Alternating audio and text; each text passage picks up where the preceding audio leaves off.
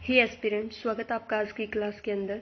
जैसा कि आपको पता है कि हमने one concept one mark series start कर रखी है। इस सीरीज के अंदर हम क्या करते हैं कि जितने भी आपके इंपॉर्टेंट टॉपिक है जो एग्जाम पॉइंट ऑफ व्यू से इंपॉर्टेंट है इनको डिस्कस करते हैं। तो चलिए आज का कंसेप्ट देखते हैं।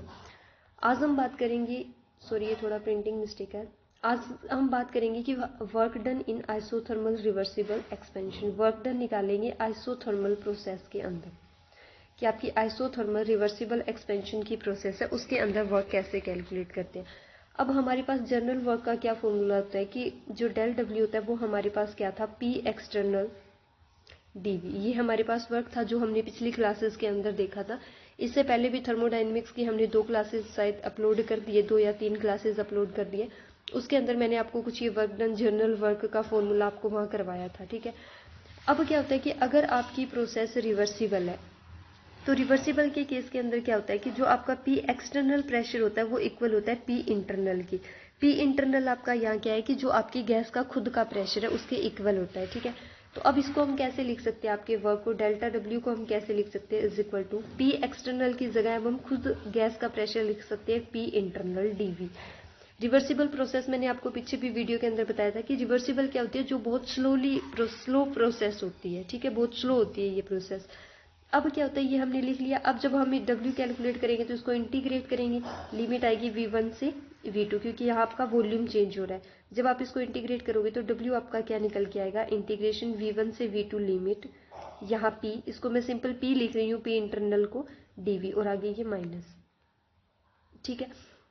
अब हमारे पास क्या है कि हमारे पास एक आइडियल गैस इक्वेशन होती है, जैसे कि आपको पता है क्या होती है, PV is equal to NRT। यहाँ से आपका प्रेशर क्या निकल के आएगा, NRT डिवाइड बाई V, ठीक है, यहाँ V आएगा, ये वाला आ गया। अब इस प्रेशर की वैल्यू आप इसके अंदर पुट करोगे तो आपके पास क्या बनेगा, V1 से V2। अब प्रेशर की जगह ये पुट करो NRT बाई V dV। अब यहाँ आपका एन आर ओ टी क्या है, कॉन्स्टेंट है, टी भी कॉन्स्टेंट है, क्यों, क्योंकि आपके पास आइसोथर्मल प्रोसेस है। अब एन आर ओ टी को इंटीग्रेशन से बाहर निकालो, क्योंकि ये क्या है, कॉन्स्टेंट, एन क्या है, या नंबर ऑफ मोल है, एन आर टी को बाहर निकालोगे माइनस का निशान है। अब आपका क्या बनेगा, V1 से V2 और ये क्या है, DV बाई V।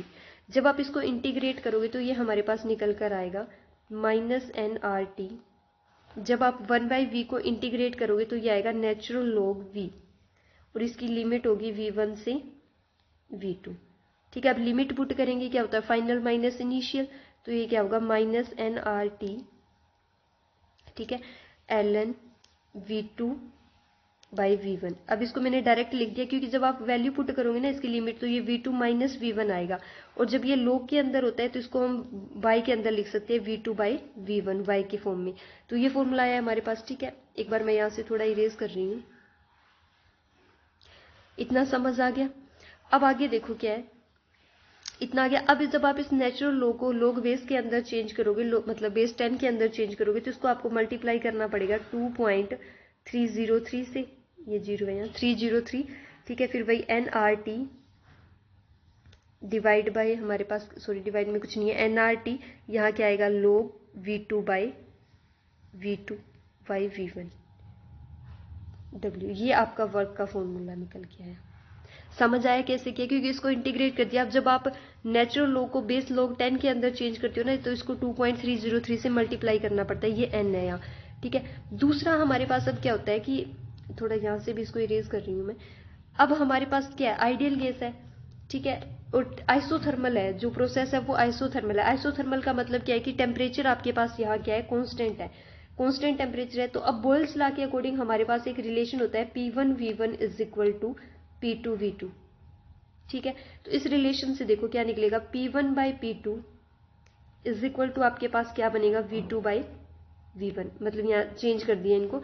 तो अब इस V2, ये जो यहाँ हमने लिखा है V2 बाई V1, इसकी जगह हम P1 बाई P2 भी लिख सकते हैं। तो हमारे पास एक और फॉर्मूला जो वर्क का बनेगा वो क्या होगा, नेक्स्ट देखो हमारे पास क्या बनेगा कि W is equal to work हमारे पास क्या बनेगा, माइनस 2.303, ठीक है, NRT लोग, अब क्या है, V2 बाई V1 की जगह हम क्या लिख सकते हैं, P1 बाई P2 भी लिख सकते हैं इस रिलेशन के अकॉर्डिंग, ठीक है।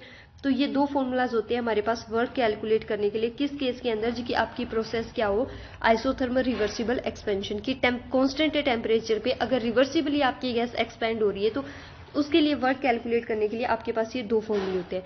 अगर बात कंप्रेशन की करेंगे तो उसके अंदर क्या है, सिर्फ आपका यहाँ निशान चेंज हो जाएगा, ये जो वर्क निकल के आएगा वो पॉजिटिव आएगा, मतलब नेगेटिव का निशान आप रिमूव कर दोगे तो क्या हो जाएगा, हमारे पास कंप्रेशन के लिए वर्क निकलेगा।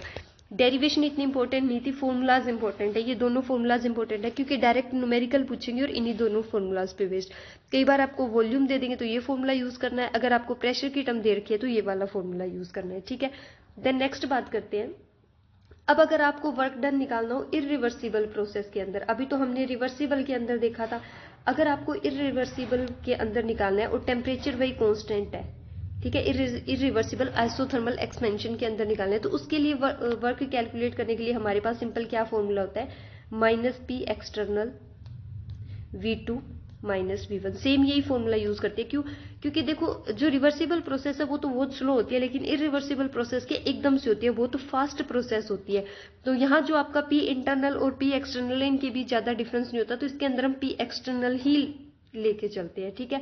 तो ये फॉर्मूला होता है आपका इरिवर्सिबल के केस के अंदर, P एक्सटर्नल V2 - V1। अब एक रिलेशन इसके अंदर और आपके पास क्या बनता है कि जो आपका वर्क है रिवर्सिबल प्रोसेस के लिए और जो आपका वर्क है इरिवर्सिबल प्रोसेस के लिए, इन दोनों में से ज्यादा कौन होगा, कि रिवर्सिबल के अंदर वर्क ज्यादा होता है या इरिवर्सिबल के अंदर वर्क ज्यादा होता है। ऑब्वियसली हमारे पास क्या होता है कि जो वर्क डन होता है रिवर्सिबल प्रोसेस के अंदर वो ज्यादा होता है बजाय कि इरिवर्सिबल के। क्यों? क्योंकि जो रिवर्सिबल प्रोसेस है वो तो एकदम से फास्ट होगी, लेकिन इरिवर्सिबल प्रोसेस तो क्या है बहुत ज्यादा फास्ट होती है, तो वो तो एकदम से हो जाएगी, लेकिन जो रिवर्सिबल है वो क्या है स्लो स्लो स्लो, पूरी ऐसे स्लो प्रोसेस होती है, तो उसके अंदर वर्क हमें क्या है ज्यादा करना पड़ता है। तो ये याद रखना कि रिवर्सिबल के केस के अंदर वर्क जो आपका है वो ज्यादा होता है इरिवर्सिबल के कंपैरिजन में, ठीक है। देन नेक्स्ट देखते हैं, अब हम बात करेंगे हीट कैपेसिटी के बारे में कि हीट कैपेसिटी क्या होती है। हीट कैपेसिटी क्या होती है कि कितनी अमाउंट ऑफ हीट रिक्वायर्ड है किसी भी सिस्टम का टेम्परेचर 1 डिग्री सेल्सियस चेंज करने के लिए, कि हीट कैपेसिटी को हम C से लिखते हैं। हीट कैपेसिटी आपके पास क्या होती है कि अमाउंट ऑफ हीट, की कितनी स्मॉल अमाउंट ऑफ हीट हमने एब्जॉर्व करी है किसी भी सिस्टम का टेम्परेचर 1 डिग्री सेल्सियस चेंज करने के लिए, कि अगर आपका जो टेम्परेचर चेंज हुआ है वो 1 डिग्री सेल्सियस है, तो उस केस के अंदर जो हीट एब्जॉर्व हुई है वो क्या होगी, आपकी हीट कैपेसिटी होगी, ठीक है। समझ गए यहाँ से। अब एक टर्म आती है आपके पास स्पेसिफिक हीट कैपेसिटी। तो अगर स्पेसिफिक वर्ड लग गया तो स्पेसिफिक के अंदर क्या है कि अगर हमारा जो सब्सटेंस है वो कितना है 1 ग्राम सब्सटेंस है, भाई 1 ग्राम सब्सटेंस के अंदर कितनी हीट रिक्वायर्ड है उस 1 ग्राम सब्सटेंस का टेम्परेचर 1 डिग्री सेल्सियस चेंज करने के लिए, तो उसे बोलते हैं स्पेसिफिक हीट कैपेसिटी। तो फॉर्मूला सेम होगा कि कितनी small amount of heat required है टेम्परेचर को 1 डिग्री सेल्सियस से चेंज करने के लिए, लेकिन इसके अंदर एक चेंज क्या आएगा कि इसको आपको डिवाइड करना पड़ेगा मोलर मास से, क्योंकि हम 1 ग्राम के लिए निकाल रहे हैं, तो जितना भी सब्सटेंस का मोलर मास है उससे डिवाइड कर देंगे तो वो 1 ग्राम के लिए आपकी स्पेसिफिक हीट कैपेसिटी निकल जाएगी। सिमिलरली होता है आपका molar heat capacity. Molar heat capacity वही सेम कि कितनी अमाउंट ऑफ हीट रिक्वायर्ड है चेंज करने के लिए टेम्परेचर 1 डिग्री सेल्सियस। अब आपने इसके अंदर सब्सटेंस क्या लिया है 1 मोल। 1 मोल के लिए तो इसको नंबर ऑफ मोल से क्या है डिवाइड करना पड़ेगा। सिंपल है, थोड़ा थोड़ा सा ये इसके अंदर तो इतना वो नहीं है, थोड़ा सा तो हमें ये पता होना जरूरी है कि हीट कैपेसिटी होता क्या है। हीट कैपेसिटी क्या होता है कि किसी भी सब्सटेंस का टेम्परेचर 1 डिग्री सेल्सियस इंक्रीज करने के लिए आपको कितनी अमाउंट ऑफ हीट रिक्वायर्ड है, कि कितनी अमाउंट ऑफ हीट एब्जॉर्ब करनी पड़ेगी कि सब्सटेंस का जो टेम्परेचर है वो 1 डिग्री से चेंज हो जाए, या फिर इवॉल्व भी करनी पड़ सकती है, क्योंकि इसके लिए इंक्रीज जो ये जरूरी नहीं, सिर्फ चेंज दे रखा है कि 1 डिग्री से आपका क्या टेम्परेचर चेंज हो जाए, ठीक है। अब स्पेसिफिक हीट कैपेसिटी जब आपका सब्सटेंस 1 ग्राम ले रखा हो तो इसको मोलर मास से डिवाइड कर देंगे, ठीक है। और मोलर हीट कैपेसिटी जब आपने 1 मोल सब्सटेंस ले रखा हो तो इसको मोलर मतलब नंबर ऑफ मोल से क्या डिवाइड कर देंगे। तो ये इसके फॉर्मूलाज है, ठीक है। नेक्स्ट इंपॉर्टेंट है कि अब आपको मोलर हीट कैपेसिटी निकालनी है कांस्टेंट वॉल्यूम पे। तो वही हीट कैपेसिटी का क्या फॉर्मूला था हमारे पास, हीट कैपेसिटी क्या होती है, कितनी amount of small amount of heat है टेम्परेचर को चेंज करने के लिए। अब ये बात कर रहे हैं हम कांस्टेंट वॉल्यूम के ऊपर, तो ये हमारी क्या CV बन जाएगी क्योंकि कांस्टेंट वॉल्यूम की बात हो रही है। अब आपको पता है कि जब कोई सब्सटेंस कांस्टेंट वॉल्यूम पे हीट एब्जॉर्ब करता है, अगर आपने वॉल्यूम कांस्टेंट ले रखा है तो इस पे जो भी सब्सटेंस हीट एब्जॉर्ब करेगा तो वो हीट किसके इक्वल होगी, इंटरनल एनर्जी के, चेंज इन इंटरनल एनर्जी। ये भी मैंने पहली वाली क्लासेस में बता रखा है, अगर आपको ना पता हो तो वो क्लासेस देख लेना कि कैसे अमाउंट ऑफ हीट जो कांस्टेंट वॉल्यूम पे एब्जॉर्ब या इवॉल्व हो रही है वो चेंज इन इंटरनल एनर्जी के इक्वल होती है। तो अब इसको क्या लिखेंगे, dV इज इक्वल टू जो dQ हमने ले रखा है जो स्मॉल अमाउंट ऑफ हीट है, इसकी जगह हम क्या लिखेंगे, delta U by T at constant volume. ठीक है, ये फॉर्मूला होता है आपका CV का। अब इससे आप क्या है, डेल्टा U जो आपका चेंज इन इंटरनल एनर्जी वो कैलकुलेट कर सकते हैं, क्या आएगा CV डेल्टा T। ठीक है, ये 1 मोल के लिए, अगर आपको ज्यादा मोल के लिए कैलकुलेट करना है तो इसको N से मल्टीप्लाई कर देंगे। तो ये आपका डेल्टा U या DU change in internal energy निकालने का फॉर्मूला, ये होती है आपकी molar heat capacity at constant volume. समझ आ गया इतना? ठीक है, अब नेक्स्ट होती है आपकी heat capacity at constant pressure. तो वही सेम लिखो, हीट कैपेसिटी का फॉर्मूला हमारे पास क्या था, चेंज मतलब amount of heat absorb divide by क्या, टेम्परेचर। अब ये बात कर रहे हैं हम क्या, कांस्टेंट प्रेशर के ऊपर, तो सीपी की बात करेंगे।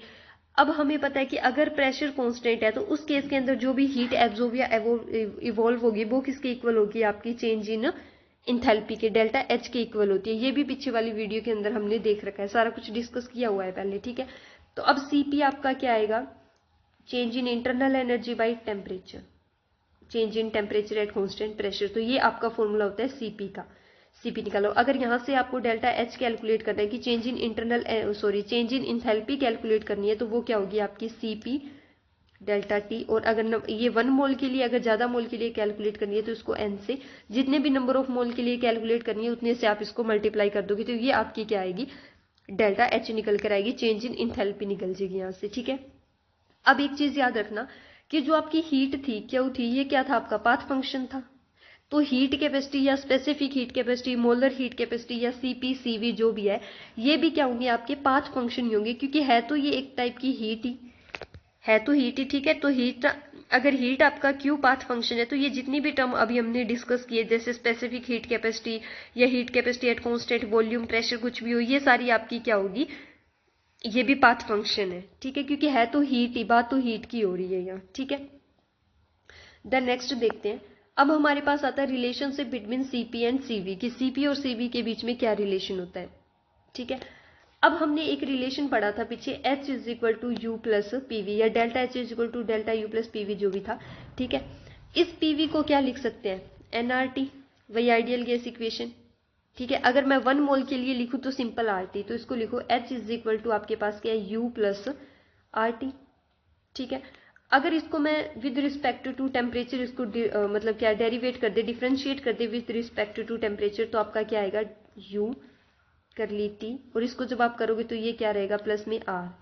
डिफ्रेंशिएट तो आता है ना, मैथ के स्टूडेंट्स हो तो आता ही होएगा, लेकिन बायो बैकग्राउंड से हो तो थोड़ा इतना याद ही रख लेना, क्योंकि अभी डिफ्रेंशिएशन एक्सप्लेन नहीं कर सकती मैं बीच क्लास में, क्योंकि लेक्चर लेंथ हो जाएगा फिर। ठीक है, तो इसको विद रिस्पेक्ट टू टेम्परेचर हमने डिफ्रेंशिएट किया, तो ये जो ये था change in enthalpy with temperature क्या था हमारे पास, सीपी। ठीक है, और change in internal energy with T क्या था, सीवी, अभी हमने कैलकुलेट किया था, प्लस आर। तो यहां से जो आपका रिलेशन निकलेगा वो देखो क्या निकलेगा, CP minus CV is equal to R. ये सीपी और सीवी में क्या आपका रिलेशन होता है कि CP minus CV is equal to क्या होता है, आर। और एक चीज इसके अंदर और याद रखना कि जो आपकी सीपी होती है वो ज्यादा होती है सीवी से। जो heat capacity at constant volume है वो हमेशा ज्यादा होती है heat capacity at constant pressure है वो हमेशा ज्यादा होती है आपकी heat capacity at constant volume से। तो ये कुछ बेसिक फॉर्मूलाज थे इसके अंदर। होप सो कि अब हीट कैपेसिटी का पूरा कंसेप्ट क्लियर हो गया होगा। इसके अंदर जो आपकी हीट कैपेसिटी, एक तो ये याद रखना क्योंकि कई बार ऑप्शन में डायरेक्ट पूछ लेते हैं, इस रिलेशन पे क्वेश्चन बनते हैं। जो भी ये रिलेशन आपको दे रखा है ये इंपॉर्टेंट है, इसके ऊपर क्वेश्चन बनते हैं सीपी माइनस सीवी पे। ठीक है, दूसरा इसके अंदर क्या है कि जो अभी हमने ये दोनों डिस्कस किया, एक डेल्टा एच वाला ये और एक ये पीछे जो अभी हमने किया था कांस्टेंट वॉल्यूम और कांस्टेंट प्रेशर पे जो सीपी और सीवी है, ये दोनों रिलेशन इंपॉर्टेंट है, इनके ऊपर क्वेश्चन बनते हैं। ठीक है, अगर इनके ऊपर क्वेश्चन भी सोल्व करवाने तो आप कमेंट में बता देना। नेक्स्ट क्लास के अंदर एक बार हम इनके ऊपर कि किस टाइप के न्यूमेरिकल बनते हैं ये वाले डिस्कस कर लेंगे हम। ठीक है, तो होप सो कि अब आपको ये हीट कैपेसिटी का कंसेप्ट क्लियर हो गया होगा। और जो अभी हमने वर्क डन किया था उसके ऊपर भी अगर आपको न्यूमेरिकल चाहिए कि कैसे बनते हैं एक बार डिस्कस कर ले तो आप कमेंट करके बता देना, उसके ऊपर न्यूमेरिकल भी मैं आपको करवा दूंगी इन दोनों कंसेप्ट के ऊपर कि कैसे कैसे क्वेश्चन आपके एग्जाम के अंदर बनते हैं। ठीक है, थैंक यू।